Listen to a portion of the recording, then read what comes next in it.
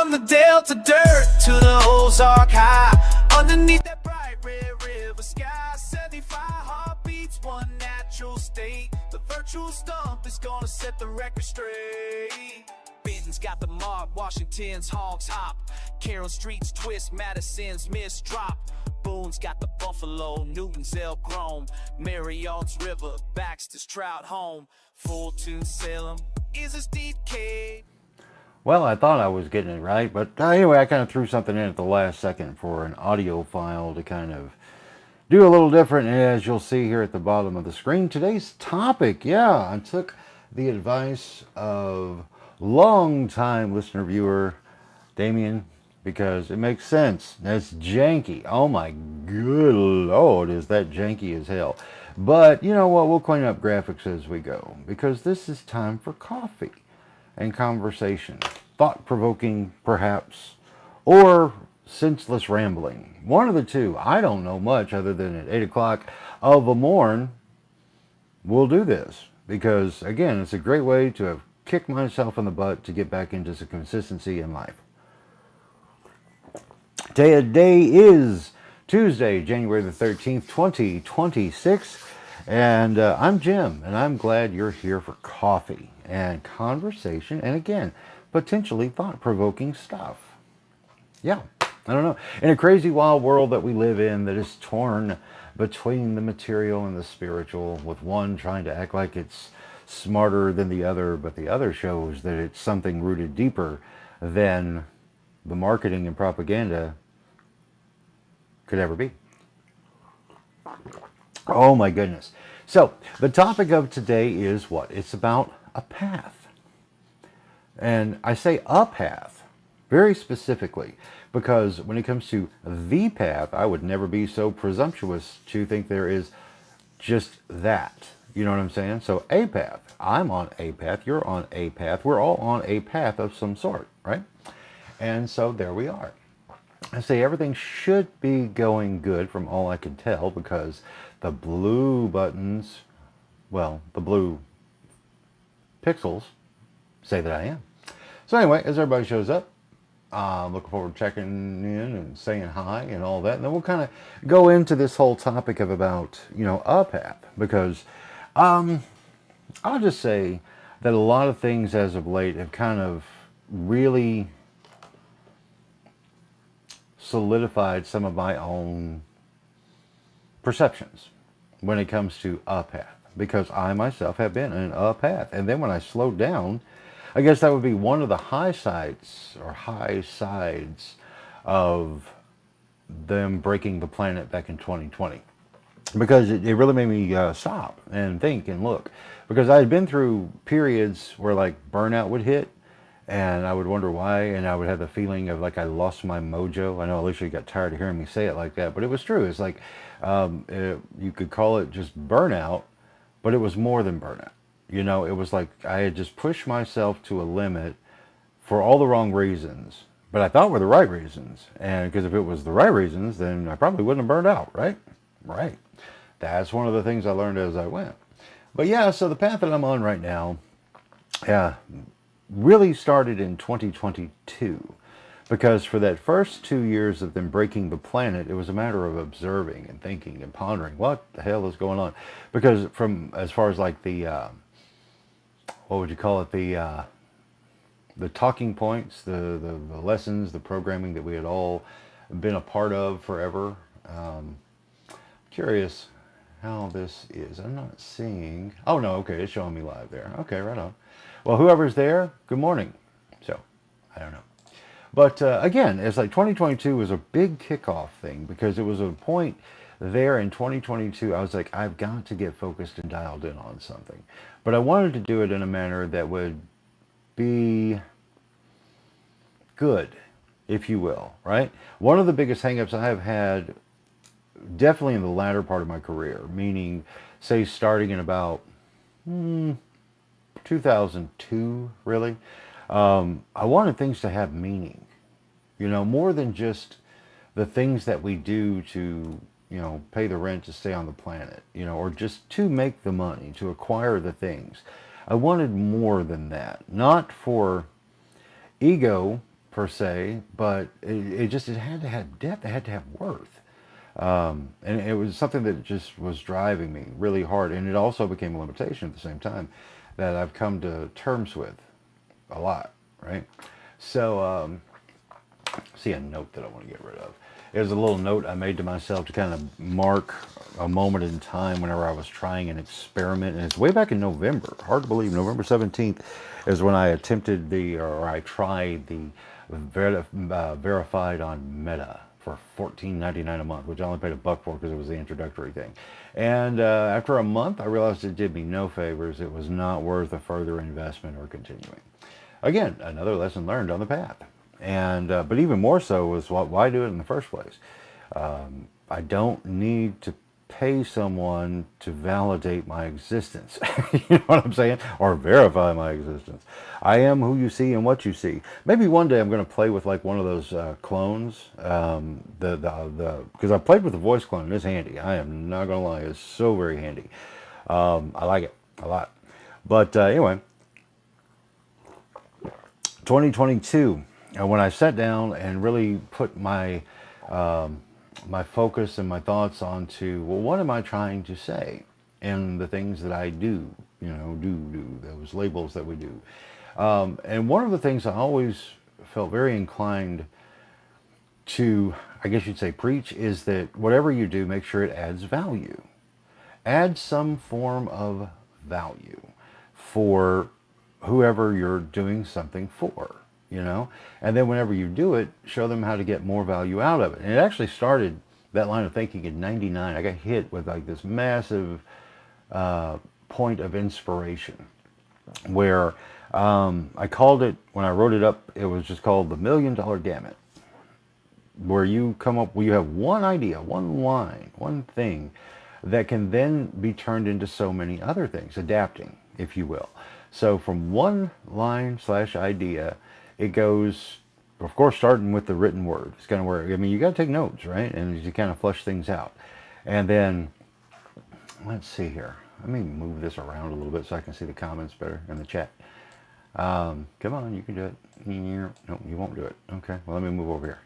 Anyway, but in that whole thing in '99, and really just labeling it, right? Putting it into a package that made sense, to where you start with an idea, you write it down, then you see which way it goes first. And at that particular time, I was still very audio heavy in everything that I was creating. And so I could do like a radio play type thing.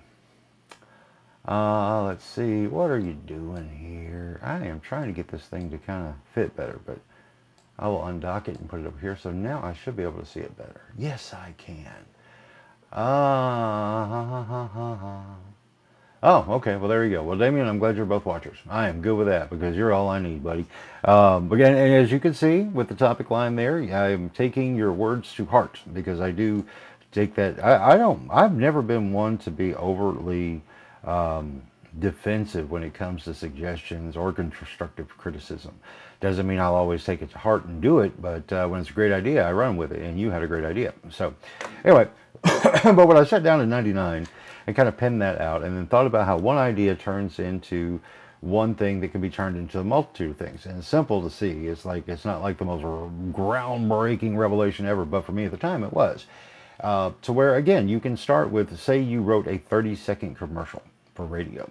Well, that one idea, whatever the hook was in there and the message itself, can then be expanded on into, say, an article, because that was before the word blog existed. But you could write an article that could then go to print for magazines or newspapers, but then that in turn could be adapted by way of adding images, right? So then you're walking into, we'll call it comic book territory, that then can then be expanded upon like a full book form, or vice versa, switch them out, whatever. Yep. Well, yeah, and I did actually, and because actually the stream did start probably about 7:59. I included a video that I generated yesterday, because again, AI tools, they're just that, they're tools, and they can be fun and funny. For me, it was funny as hell yesterday to have the AI to collaborate with me on a song that goes through all 75 counties in Arkansas as part of the promotional pieces for the Arkansas Virtual Stump. And it just makes me laugh. So I may roll them again here in a minute, just individually, possibly. I don't know. But it's on the Facebook, which got no traction. It's so funny. If you talk what appears to be politics, you will absolutely positively get put into that shadow banned character. I don't care what they say or category. I know they do. Anyway, enough of all that. Now let me go through this story. All right. So when it comes to a path, okay. Again, 99, that whole line of thought of taking one idea and then expanding it as far as it can go. And again, and that's where the influence of things and people and stuff like Kiss really had ingrained that in me before I knew it was being ingrained, right? As far as like you've got music, but then you got image, then you got merchandise, and so on and so forth, and then you repeat that with Star Wars and those other big influences. It wasn't just that I liked the properties, is I was gravitating to what they were doing that wasn't just said per se, but it all just made sense. It all clicked in my head before I even knew it was clicking, right? And so anyway, take all that to heart, and then I applied that as a baseline for the next, so from 99 through say, probably about, well, we'll just go all the way up to where we are today, 2022. Because all those elements I kept in play whenever I was doing something, working on something, projects for people, whatever. That was always a part of the thought process. And so then 2022, when I sat down, again, they broke the planet. The gig that I had been doing when they did, I was deemed non-essential. And I'm not going to say I took offense to that, because some did, but I didn't. I was like, yeah, this is totally a pointless thing. I knew I was pointless when I was doing it. That's why I was trying to escape it while I was doing it, as far as being the general manager of a retail store again, after I got totally burned out at TKO8 television. And it is what it was there, but it was very freeing. But at the same time, I knew that there were things that and anyway, long story short, I sat down to like focus in. So anyway, I started with a book, and the book that I started with at that point was called Adding Value. And adding value, what that was, is where a lot of other elements evolved from, but it's showing and teaching that whole thing. It's like if you have an idea, what can you do with it to get more out of it? So say you bought a radio campaign. Well, what more can you get out of that radio campaign? Because otherwise it just goes off into the ether and forgotten forevermore. So anyway, and there's where I was in 2022. And then by 2023, something hit me hard, fast, and furious, that it was a matter of, and it was a message for me, but I said it a lot online because I thought it was a message I was supposed to share, but not exactly. And so a second book evolved from Adding Value called Embracing the Spark. But I misread that. That wasn't a message for me to share to the world. It was a message for me to do. Oh, wow. So that was kind of a big deal. Now I can redock this. I saw what I did wrong there. So, and in that, it really snowballed into so many other things. And again, I kept trying to write a book. And I did write a lot of that book, but again, it wasn't meant for me to publish that book. I published pieces of it in certain ways because it was helpful, but it wasn't it. And anyway, in that process of rolling through 2023, when I got to 2024 is when, was it 2024? I'm kind of making my own notes on that as I go. Let me double check myself here. But no, it was 2025. So 2023 and 2024, I was all in with what that idea was and that intuitive thing. But 2025 comes along, and I got the 3-word line that tied so much together at that point. And that was simple. It was called Make a Decision. Make a decision. Where did I get that? That came by way of Scott Adams, creator of Dilbert, where at this particular moment in time, I will most certainly tip my hat and show gratitude and appreciation for Scott, who is, from what we understand now, has moved into hospice care because his extreme, terrible prostate cancer that he has is definitely just doing what that stuff does. And looks like it very well could be close for Scott to shake loose this mortal coil. But he has left quite the legacy beyond just Dilbert. But Dilbert is brilliant. It really is. It's so funny. It's clever. And I haven't changed the calendar, so we'll change that together. Which the Dilbert calendar for 2026 is still available. And yeah. So anyway, but today's is funny. I want to take a look at it real quick. See if I can share it with you. But again, that make a decision. 3 words that meant so much the way it actually hit. But taking a look here, quick look for today. And Dogbert, he's a consultant in this one. Dogbert consults, never call your coworker a colossal moron. That could get you fired. Instead, say, well, aren't you special? Dilbert replies, are we paying you for this advice? Dogbert replies, well, aren't you special? I love that. Again, Scott's wit and ability to get straight to the joke is, from a writer standpoint, just amazing. I mean, he just, that's again why people know who Dilbert is all the way around the world. And then also the other collection of his other works, because one of the things that Scott has said is one of the most important things people can do is be useful. Yeah, and there you go, and that's great. And say, Damien, I'm glad you're plugged into that. And it took hearing that from Scott Adams that it clicked in my head, because I was always at the same. I was just like, well, make a decision, get it done. You know, it's like that's when you're like staying goal focused, you know, and oriented in that manner. But for whatever reason, when I heard it from him, it just clicked even harder. And in that, make a decision in 2025 for the physical mortal sense of life was a hard one. It really was. Between the loss of a dear friend and then another dear friend, and then the perils and tribulations with my mom and all of that. But all the while, I was still on a path, and I knew that. Now that I've always known. It's like I used to, as a young man, I would say probably in my teenage years, it's like when I kind of identified that, you know, my life is kind of a comic book, because the way things were like falling into place or adventures that would unfold, they were beyond anything that I would have planned, but they were all very important and impactful, and they were stories that as they unfolded did lead to an Act 1, Act 2, Act 3 scenario with a conclusion that told the moral lesson. And I noted that forever, right? And other things that were intuitive that, yeah, it was just wild. So, but again, in that process of having made a decision of what I was going to do with this time that I have on this planet, it was a matter of embracing the spark that is inside of me that is a storyteller and creator. And as a storyteller and creator, that really is my role. And I've had people along the way who dropped little bitty things in my ear, not with intent. They didn't mean, they weren't trying to guide me per se. They just said something and it resonated and it stuck. And as this path is unfolded and I see that I truly am a storyteller and creator in everything that I do, but it would get muddied and mucked up. You know what I'm saying?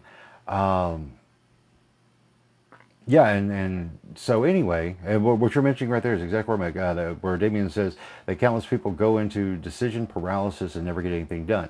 See, that was me. It's like you wind up creating busy work for yourself because while you may have made a decision of sorts, you didn't necessarily work on steps. That's where like the goal thing can bite you in the posterior, because to have a goal sounds like a good idea. But if all you have is just that destination and no consideration for the steps of the journey, then yeah, they'll fall flat. Because it's like when something gets hard, then you'll be more inclined to stop, or you'll get distracted or something else. Hence where it leads to the next point in 2025 that has evolved right before or manifested itself as an idea that I shared when it comes to like 3 pillars, right? And in my 3 pillars at that first point that I was able to narrow down and focus in on was, again, the book, one product, the service, got to pay rent to be on the planet, and then a project to where that part of me that wants to do something that's not for just, in most senses, not really for me at all, other than I enjoy doing it for others, right? But that's where I saw doing the news. It's like doing the news and reporting said things was never something that I felt I personally would want to just do. I need to know this stuff. Nope, not at all. But I do know that if people are informed, they can connect better. They can have conversations. They can have debate. And being able to put that together into a nice solid package for people to see makes it easier for them to do that. But I wanted to make sure to do it in the most ethical way possible, as far as like taking both sides of the equation or just raw straight ahead footage and whatnot and put it out there. Could I have been more artistic in my presentations? Absolutely. But that wasn't what it was for. I wasn't, see, when it comes to when you take a story and then once you start adding the artistic flair to make it more interesting, at that point is when you're starting to add opinion and perspective that you're trying to push, even if you're not. You know what I'm saying? So it's a balance, right, in telling that particular story. And I never wanted to bias one way or the other unless it was something that I knew was something that needed to be addressed in an opposition way, right? Because, well, there you go. But then again, I've also went way the hell off the rails when it comes to doing those things and getting too personal with it, which there's nothing wrong with having a personal opinion or perspective shared, but be careful in the manner. Now, I have an incredible ability to turn into a hothead if I'm not careful. I like playing devil's advocate on things. I guess that's kind of a good way to say how my presentations go, devil's advocate. But if I get jacked up and juiced up, man, I can. I don't know if I can say I'm a force to be reckoned with, but I am most certainly loud. And if I mean it, I mean it. And that's where, when we look back to 2017, when the events at the local hospital started unfolding and really caused a lot of uproar in town, because the manners in which they were doing things one part didn't make sense. And the other part seemed kind of just cruel and bullyish.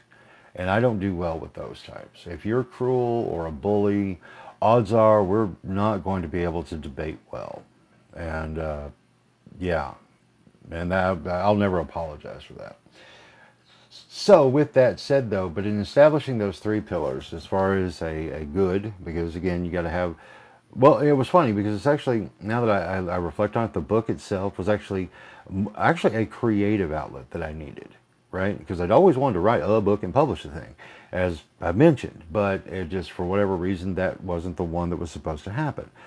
But Toys Are Totems was that message that made the absolute most sense to me and had the most benefit for me, that where in the things that are talked about in there is lessons and messaging that I think can help other people.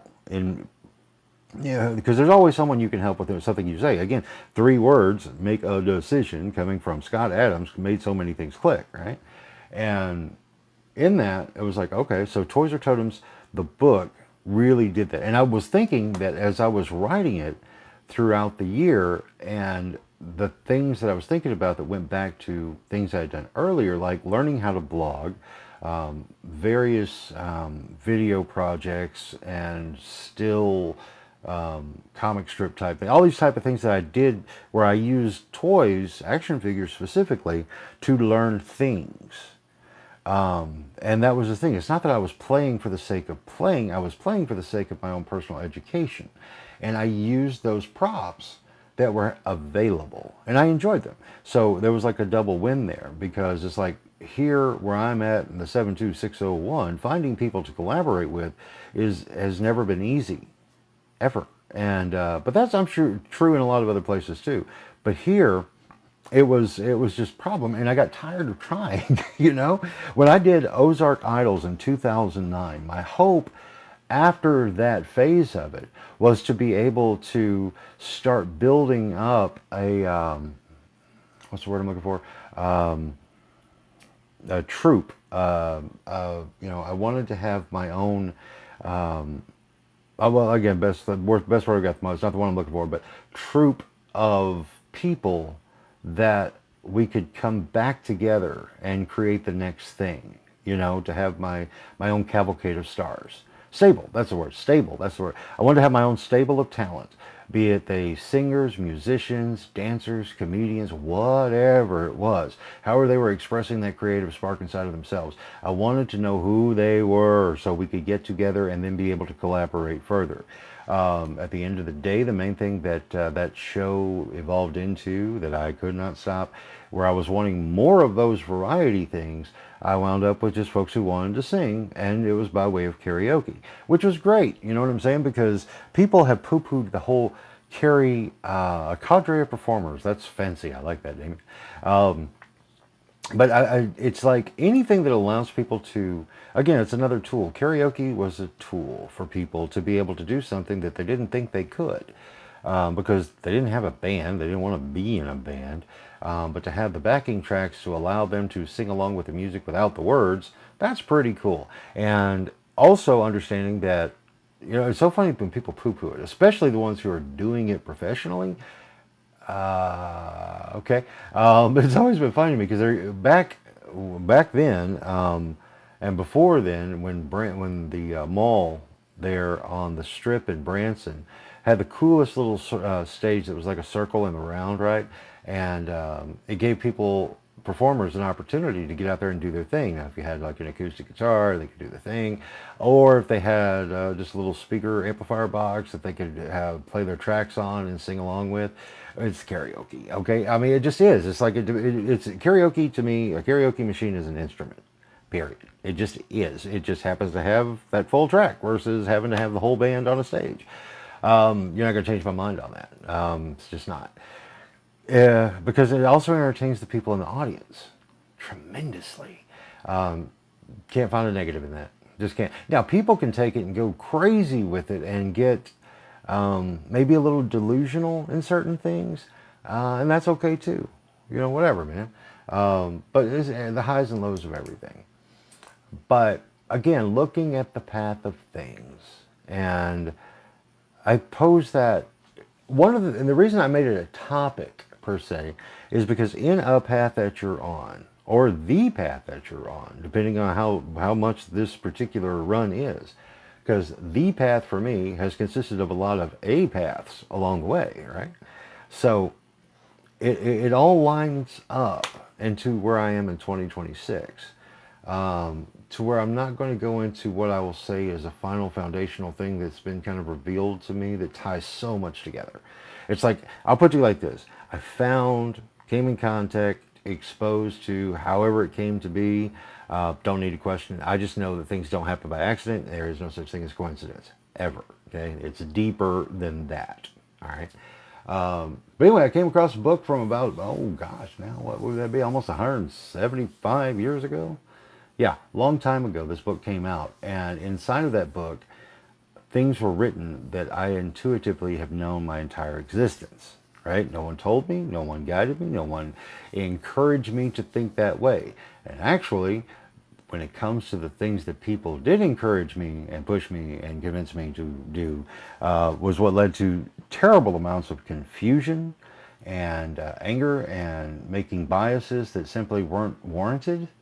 And also, and speaking specifically to like religious things, when it comes to religious things, the biases that are taught through those are terrible. And I don't care which label you or group you want to grab a hold of. Whenever there's a person, it was like, okay, for example, one thing that was like a very powerful thing that hit me decades ago happened to be watching the 700 Club with Pat Robertson, and they were talking about cults. And this jumped out at me so hard. They were talking about, because that's when you had all the Satan panic and everything with music and this and that. And but one of the things he talked about, the definition of a cult, C-U-L-T, not occult, but cult, C-U-L-T, was that what they did is they took, say, the Bible, the Word of God, which I would say applies to any of the holy books out there, but then they would skew it to their own personal system, which I immediately smelled the irony in Pat Robertson and the 700 Club saying that. It's like, wow, by your own definition. But also thinking a little deeper, if you look at the New Testament and Old Testament and you juxtapose the two, the New Testament is pretty much a cult compared to and according to the Old Testament. And that's where all the ruckus got started, right? So regardless of where you are on the validity of those texts, that's up to you. I'm not pushing you one way or the other. That's kind of the point.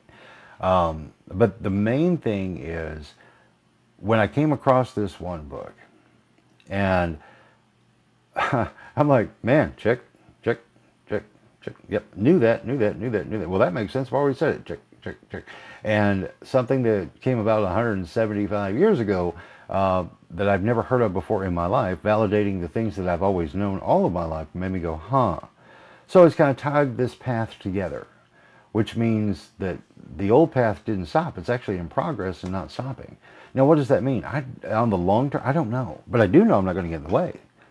That's the other thing. Don't get in the way. Somewhere along in this path of things in the past year, it was a matter of let go.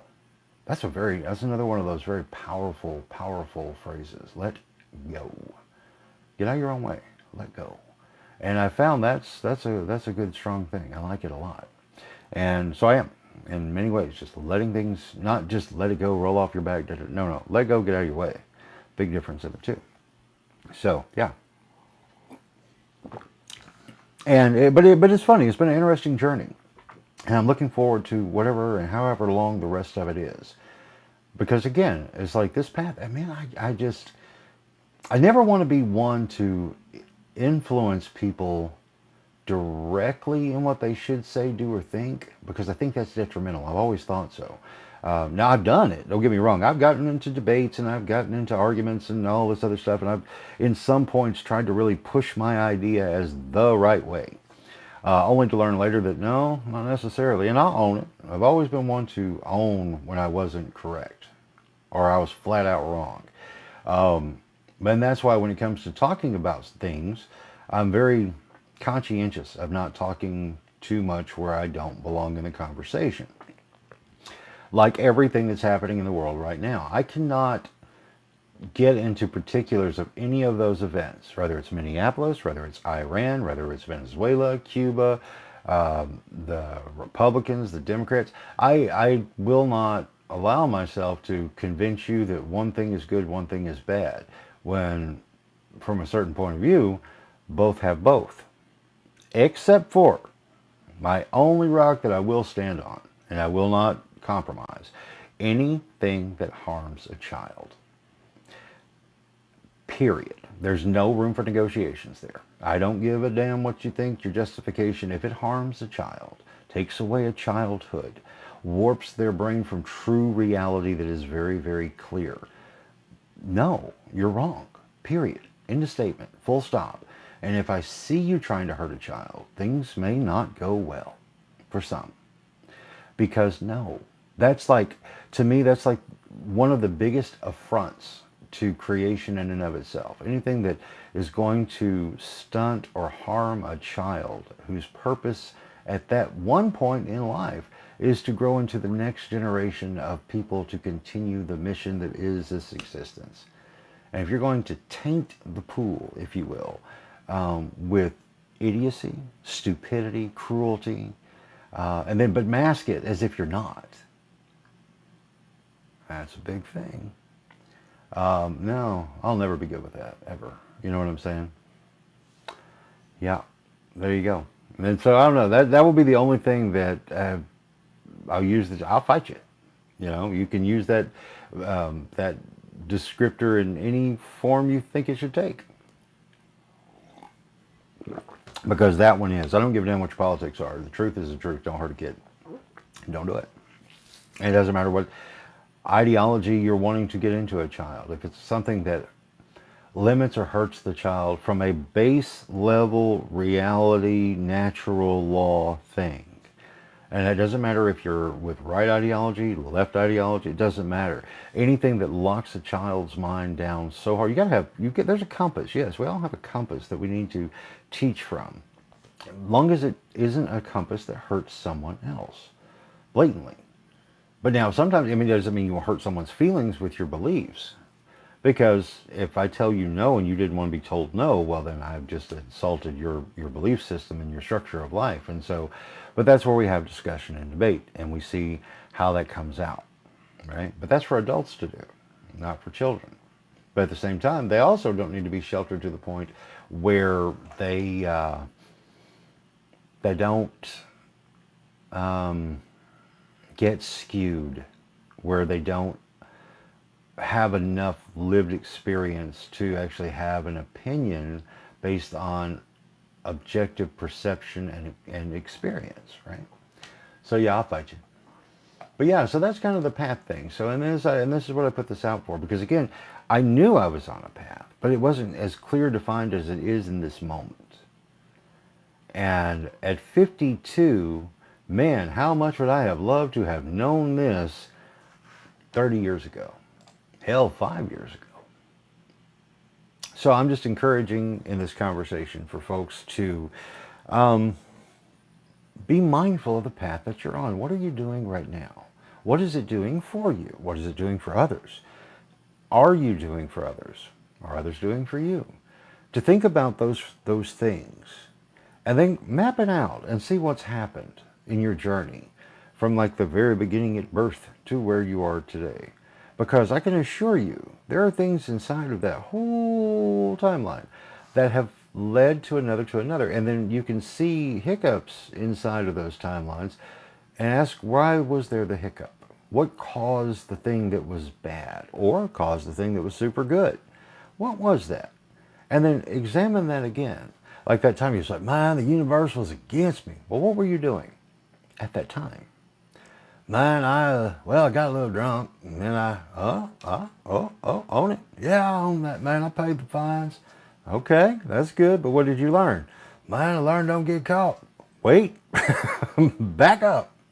What else, And so I don't know. Again, it's like if anything I say in this particular conversation to get folks who happen to come across this to think about that, maybe it'll help shake loose some things. The lessons that you didn't realize you were learning, or you wrote off as everybody was against you, or why was I the king of the world here and then it fell off? I don't know. Examine it. And do that instead of doom scrolling social media. Seriously, if people took 1 hour of being mindful versus doom scrolling, imagine how much further you could be. If you have an interest that you're wanting to pursue, instead of being in front of the television, I even go back that way. It's like, instead of watching that movie that's just kind of, it's not something you really want, so you're just killing time with.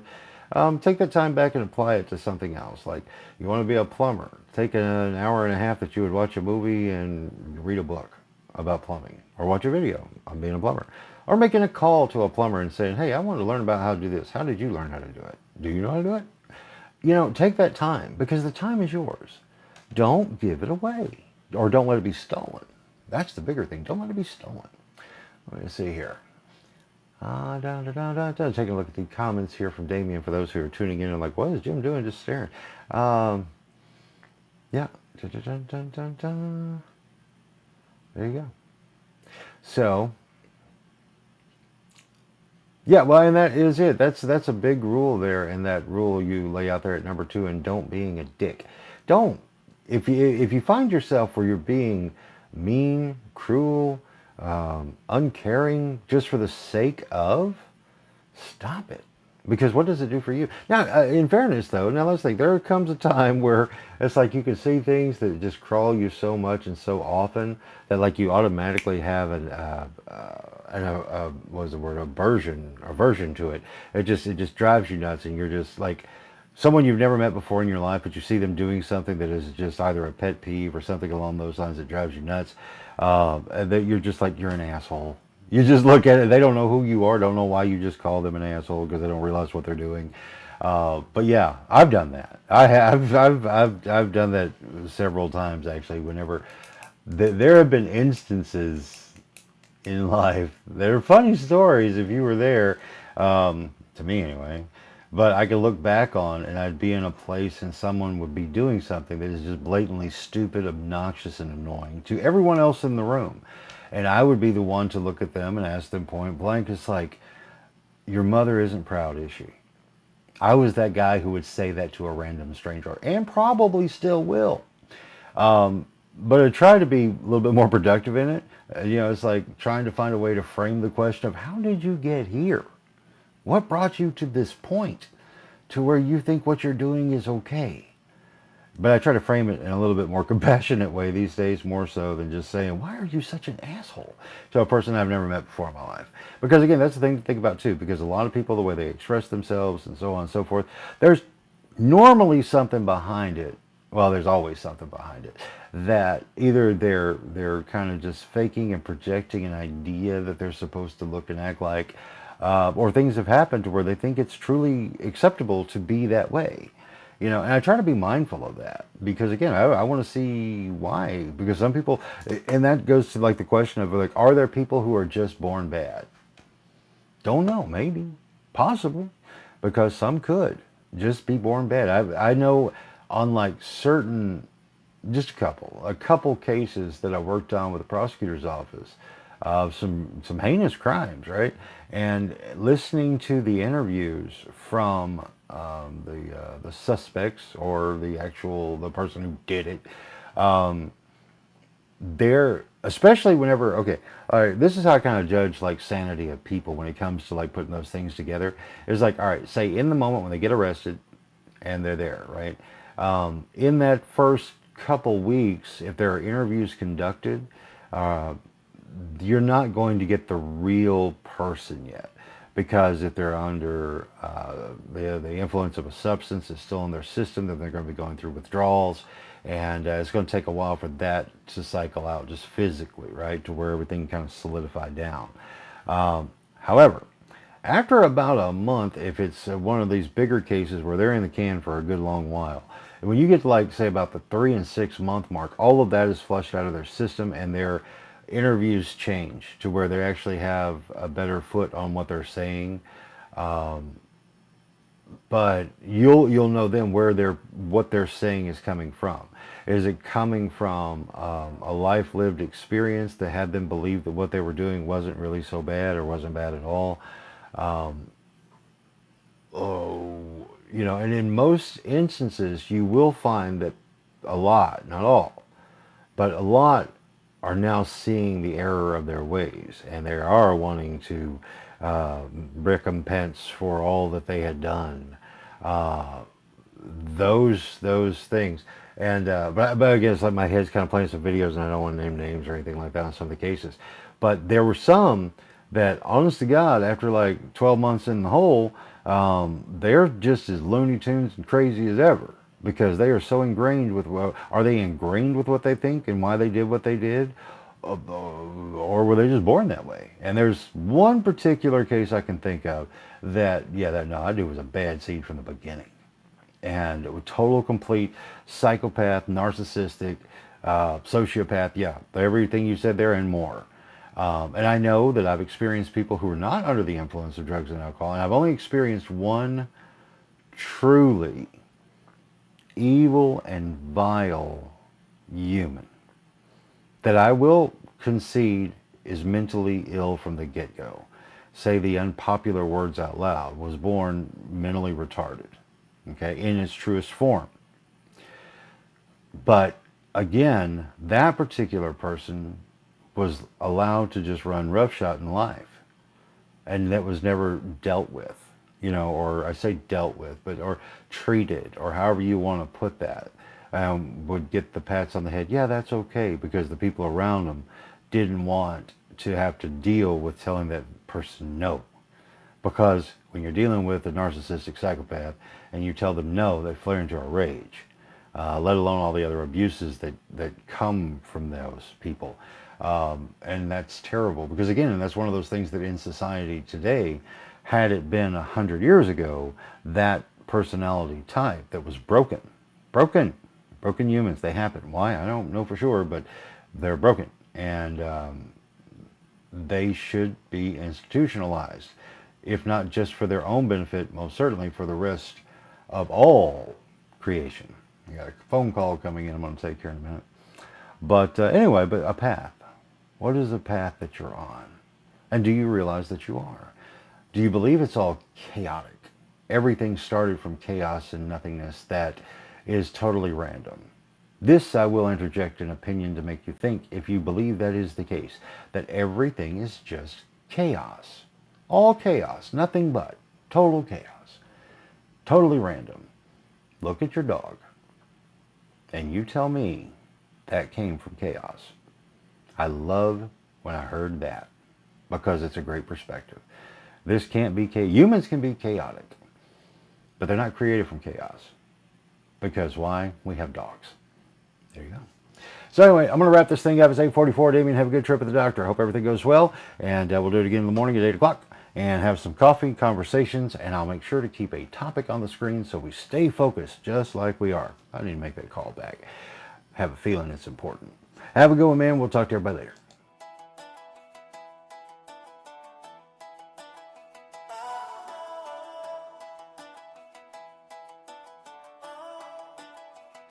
From the Delta dirt to the Ozark high, underneath that bright red river sky, 75 heartbeats, one natural state. The virtual stump is gonna set the record straight.